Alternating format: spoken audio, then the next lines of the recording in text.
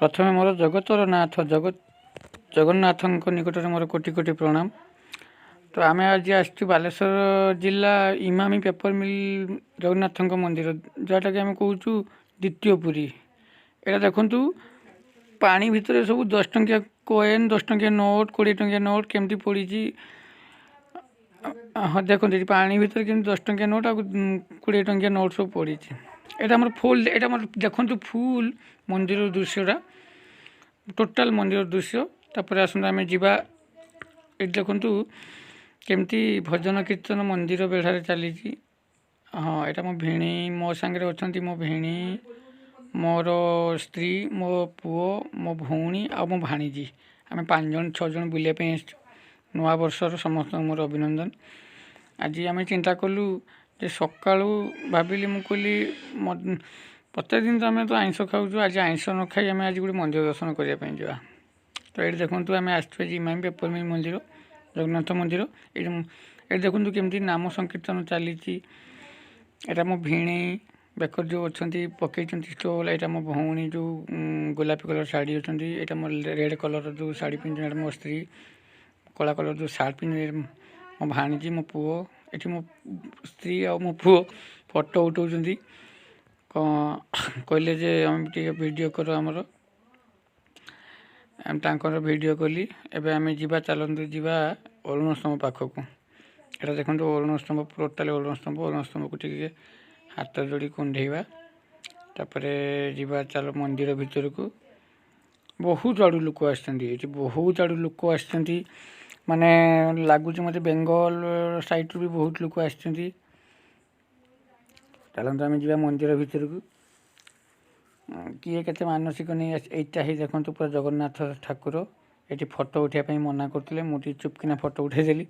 यहाँ देखो बेढ़ा केमती मंदिर को सजाई के कारुकार्य होती आर्किटेक्चर भाया पूरा जमी देखो टोटाल मंदिर के हाइट ये फोटो उठाऊ बहुत लोक। यहाँ मंदिर डाहाण पट दृश्यटा यहाँ हूँ कौ ठाकुर तो जानी तलू गले देखा यहाँ मंदिर डाहाण पट दृश्य मंदिर के मंदिर मालिनी जमी लगुच यहाँ पुरी मंदिर स्वतंत्र पुरी द्वितीय पुरी बोली ये लोक तो कहते।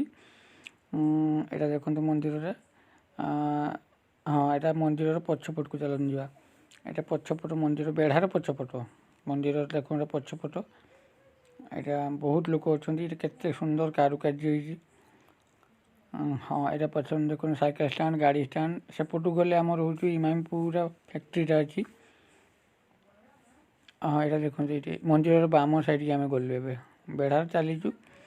यहाँ देखो केते सुंदर मूर्ति बहुत सुंदर लगुच माने लगुच कोणार्क मंदिर जमी कारुकार्य होती 1200 बढ़ई बनई सेमती लगुच 1200 बढ़ई काम कला भली बहुत खुशी लगुच। आज के नुआ वर्ष आज बुलिक गोटे मंदिर स्थान दर्शन कलु बहुत खुशी लगुच आनंद लगुच। यहाँ देखो मंदिर बाँ पट दृश्य से मंदिरटा हूँ आमर लक्ष्मी माँ मंदिर।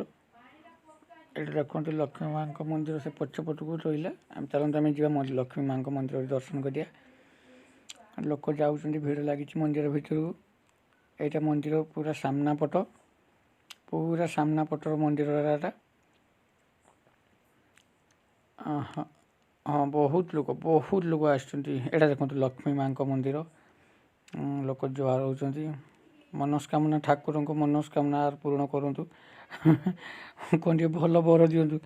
यहाँ देखो लक्ष्मी माँ मंदिर साइड्रे आम गलु देखो चक गुड़ा केमती जमी लगुच जमी कोणार्क मंदिर चक स्वतंत्र जमी पछपट की मंदिर टाक ठेलुची गोड़ी गोड़ी चलो आगू पूरा डिटो जमी लगुच ना पूरा डिटो देखो मंदिर फुल दृश्यटा बेढ़ार लोक ठीक आई। यहाँ मोर प्रथम ब्लग्स तो प्रथम ब्लग्स जदि भी मोर किसी भूल त्रुटि रुहे तो मत क्षमा करदे आ मो चैनल टी सब्सक्राइब शेयर निश्चिंत करेंगे भूलिबे टोटाली।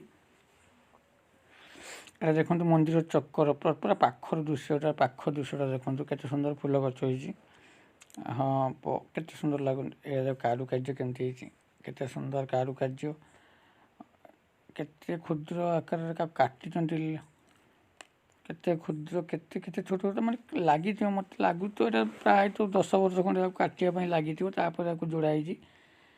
ଫୁଲଟିକୁ ଦେଖ କେତେ ସୁନ୍ଦର, ମନ୍ଦାର ଫୁଲଟା ସାତପୁରୀ ମନ୍ଦାରଟା କୁହନ୍ତି, ସାତପୁରୀ ମନ୍ଦିର। ଏଇଟା କେତେ ସୁନ୍ଦର ଫୁଲ ଗଛ।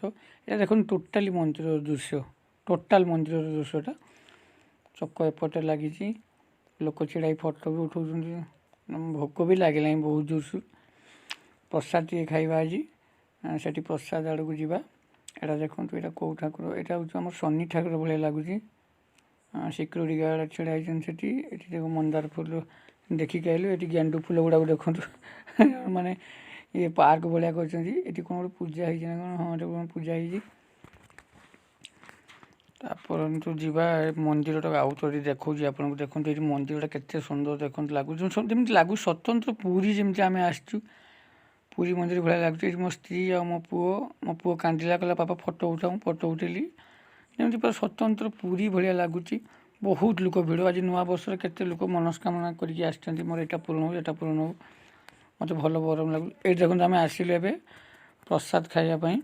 ଏଠି ଅନ୍ନ ଦିଆହେଉଛି। ଆମ ବେଳକୁ ସରିଯାଇଛି, ଆମ ଭାଗ୍ୟ ବହୁତ ଠାକୁର ଚାହିଁନାହାନ୍ତି ସରିଯାଇଛି, ଯାହା ବି ହାତରେ ଟିକେ ନେଇକି ଆସିଲି। ତ ରଖୁଛି।